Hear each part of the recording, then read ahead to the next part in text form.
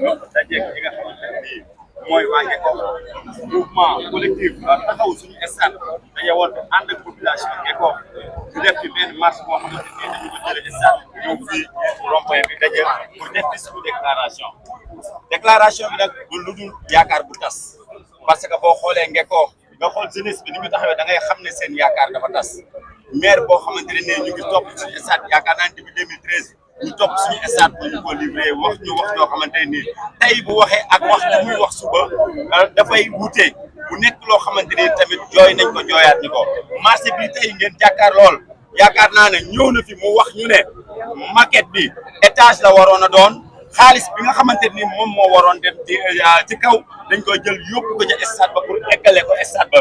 ñëw na jox ñu sëriñ nañu Macky Sall may na ko xaalis boo xamante ni yaakaar naa ne mu ngi ci poosam tey jii war na mën a eggale stade bi ñëwaat na fi beneen yoon mu wax ñu ne Amadou Ba may na ko xaalis boo xamante ni war na ko mën a eggale stade ba ñëwaat na fi ne municipal bi voté na benn budget boo xamante ni dégagé na ko pour eggale stade ba ñu toog 2 ans nawetaanuñu lépp furaax yaakaar bu tas la loolu nag la ñu boole lépp am naqar tey woowaa ngi ko dajale leen ne leen tey jii maire bi li mu nar duñu ko def mooy tey jii woo ànd ak ñi nga xam duma leen ay complicité mais dafa ànd ak waa zone parce que gars yi ñu ngi utiliser moo dañu leen a bëgg a nax mais nag naxuñu waa zone lu ñuy def ñoom ñoo ko tey parce que bu ñu toogee fii ak stade bi nu mu mel ak situation stade bi nu mu mel ñoom ñu toog bëgg na gars yi dellu leen seen ASC waxtaan ak ñoom ñu ngi def loo xamante nii lu jaaduwul la pour man réaction jaune mu ngi waroon a nekk toog ak maire bi wax na eggali leen suñu pelouse parce que tey jii dafa jot fii nga xamante ni fii la ñëpp toll ñu toll ko parce que boo xoolee lu Ngeko suñu football dafa xaw a dellu ginnaaw par rapport ak na mu meloon suñu équipe bi kañ national de depuis ñaata at depuis 30 nangam année ñu ngi see mënuñu niveau bi même niveau la ñuy def mais nag dafa am loo xamante ni dama koy jooyaat di ko naqarluwaat ci ñi nga xamante ne nii mooy ASC Ngeko parce que ñun man Alpha Ly ak ñeneen yàgg dañ ci di xeexal ASC Ngeko parce que bu ñu demee bay xeex stade bi nag ñoom dañ cee war a jiitu parce que duñu dem fenn nan dañuy entraîné te xeexal nañ leen ba tey xeex bi nag du xeexu Alpha Ly du xeexu collectif bi du xeexu Youssou xeexu ñëpp la parce que tey jii boo fi gisee Mamadou Sow nga gis ci ñi nga xamante ne waa gox beeg nga gis ci ñi nga xamante ne nii tey jii Ngeko rek moo leen ñor kon tey jii da ngay xam ne Ngeko am nañu lu leen naqare li may lancé waat daal di ko yuuxuwaat mooy monsieur le maire ak waa zone ak waa ASC yi nga xamante ni ñoom ñoo nekk Ngeko pelouse sinon duñu nawetaan loolu message bi nga xamante du collectif Am Suñu Stade. Donc on est là aujourd'hui pour une deuxième étape. Après le point de presse qu'on a eu à faire au niveau du stade, on avait annoncé une marche. Aujourd'hui, c'est une marche qu'on a initiée et qui est une réussite totale. Il y a tous les représentants des ASC, tous les acteurs du sport, il y a toute la jeunesse de Ngeko qui est là. Donc nous avons une indignation de voir que Ngeko est une commune qui a plus de 26 ASC. Une commune qui a une équipe qui joue au championnat depuis 20 ans. Mais une commune qui n'a aucune infrastructure sportive. Et ça, c'est une indignation. Et nous faisons cet appel-là pour dire au maire et tous les partisans du maire que nous voulons un stade avec des gazons synthétiques. On ne peut pas jouer dans ces conditions-là. Partout où vous allez, vous ne verrez jamais qu'on arrête des travaux pour jouer des navettes et ensuite continuer. L'exemple est là. Le stade Léopold Sédar Senghor est en reconstruction. Mais on n'a pas arrêté pour y jouer du football ou de la lutte. Donc on a continué pour livrer un stade en bonne et due forme. Et c'est la seule chose que nous nous demandons. Nous demandons que le stade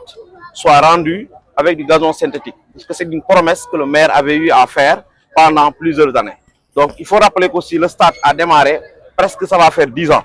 Donc aujourd'hui encore, on est là au même stade. Ce qu'il faut retenir aussi, c'est qu'il va faire un chantage au niveau des ASC pour des subventions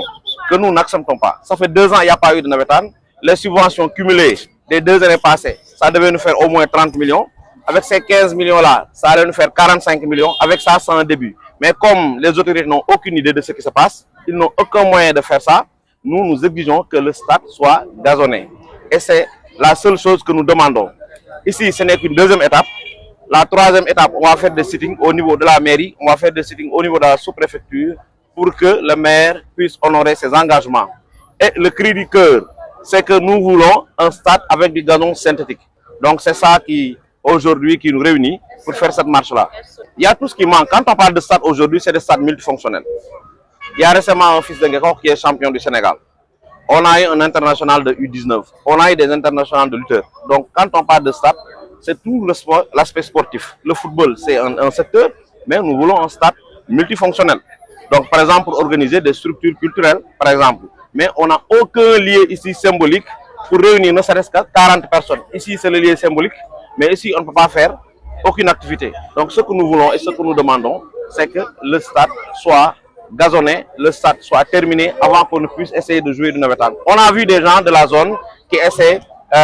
en connivence avec le maire pour vouloir forcer le navétane. Les ASC les plus représentatives n'accepteront pas de jouer. La jeunesse qui doit jouer un navétane sont là avec nous, ils ne veulent pas jouer, ils ne vont pas jouer sur des risques. Ce que l'on veut, c'est un stade avec du gazon. Quitte à ce qu'on ne joue pas cette année, mais avant de jouer là-bas, nous, on ne va pas accepter que nos enfants, que nos frères, nos cousins vont jouer sur ce tas de ferraille-là, puisque là, vous voyez, c'est une brousse. Donc, ce n'est pas un stade. Et nous exigeons que le maire fasse ses promesses. C'est ça que nous voulons. Nous voulons du synthétique, les gars. Nous voulons synthétique. Nous voulons synthétique. Nous voulons synthétique. Membre du collectif Taxawu Suñu Stade. Donc, ñu ñëw fii tey gannaaw bi ñu posé suñu premier acte bu nekkoon benn shooting bu defoon point de presse fële nga xam ne mooy nekkoon ci stade ba. Donc ñu lancé woon aussi information que ni kat s'il y a pas de réaction au niveau des autorités communales, notamment monsieur le maire, dinañu passer à la vitesse supérieure. mu nekk nag depuis loolu ñu xaar bi ñu defee suñu point de presse bi maire génnaat ci defaat ay yeneen déclaration yoo xamante ni wuute na ak déclaration yam doon def. Donc ci loolu aussi le collectif Taxawu Suñu Stade bi nga xam ne ay jeunes yi nga xam ne ay doomu Ngekoox lañu jugee dans les différentes ASC dans les différents quartiers de Ngekoox daje ngir taxawal li nga xamante ne mooy collectif di rappeler que ne collectif bi nag dafa am un objectif bien déterminé. Objectif bu collectif bi mooy que ni tey jooyanti maire wax ak maire solliciter ak maire ngir que proposition ak promesse yi nga xamante ni teniroon na ko devant la jeunesse muy defar stade bu ko mu àggali ko avec une police synthétique. Loolu nag ñu gis ne depuis 2 ans activité sportive yi nga xam ne mu ngi fi doon am notamment navétane dafa arrêté woon fii dans la commune de Ngekoox ñu toog ñaari at bay dugg ci ñetti at commune Ngekoox deful benn activité navétane ñu toogoon nag en tant que jeune en tant que passionné de en tant que passionné de sport di ko may temps ngir que travaux yi nga xam ne moo jëm ci stade bi mu mën ko terminer pour que Ngekoox mën a reprendre les activités et ñu gis na dugg nañ ci ñaari at bay jàll ci ñetti at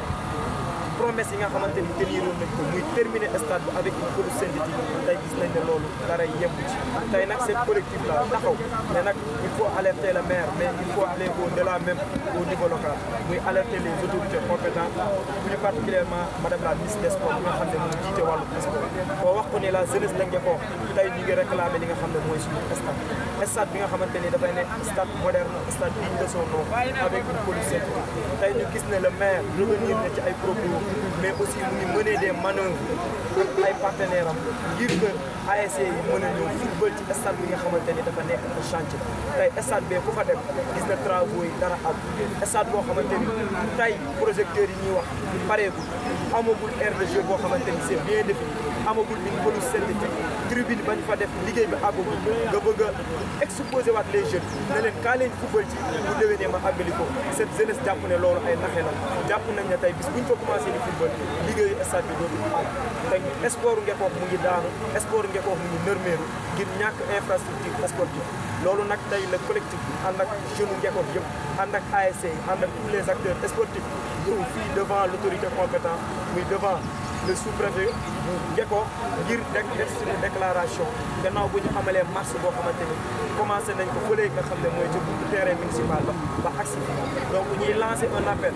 fort un appel solennel à monsieur le maire de la commune de Ngekoox ne ko cette jeunesse kat a besoin de son stade cette jeunesse a besoin d'une infrastructure sportive digne de son nom avec une police synthétique wax ko ni cette jeunesse pareegul te du ñu accepter mu jouer ci stade boo xamante ni dafa nekk en chantier loolu dafay exposer jeunes yi sur le plan sécuritaire di wax ne stade bi li mu mën a jariñ Ngekoox navétane moo ci gën a ndaw ndax dëkk bu am stade bu moderne sur aspect yëpp sur le plan économique li mu mën a impacter ci économie Ngekoox bari na kon ñu ngi lancé waat appel autorité yi di leen wax ni jeunesse bi soxla nañu reprendre suñuy activité soxla nañu dellu fa nga xamante ni fa la footballu Ngeko dellu nekkoon ñu yóbbuwaat ko fa parce que Ngeko am na talent Ngeko bëgg nañu football Ngeko dañuy dund sport waaye nag dañuy ñàkk ay autorités yu leen jàppale ci loolu kon lii moo waral tey collectif bi daje ñuy sant yàlla bu baax di remercier jeunesse bi di remercier ñëpp ñi nga xam ne tey ñëw nañ ci répondre à l'appel di remercier le sous-préfet nga xam ne mooy autorité compétente bi fi représenté état di remercier aussi le commandant de la brigade gendarmerie moom bi ñu jox autorisation andi dispositif bi nga xam ne mooy accompagné di remercier acteurs yi nekk ci collectif taxaw suñu stade yëpp di remercier surtout la presse pour seen taxawaay seen liggéey jàpp nañ ci bis bi bu baax di remercier tous les jeunes di wax ni lii moo nekkoon message bi ñu bëgg a lancé di wax ni monsieur le maire cette jeunesse là n'a pas encore prêt jouer cette année-ci ay activités navétanes tant que stade bi ñu ko promettre woon parewul nous voulons un stade digne de son nom nous voulons un stade avec une pelouse synthétique nous voulons synthétique nous voulons synthétique nous voulons synthétique merci beaucoup. tur bi nu mu tudd. fàttali ñu tur bi mu ngi Serigne Atia Faye membre collectif taxaw suñu stade.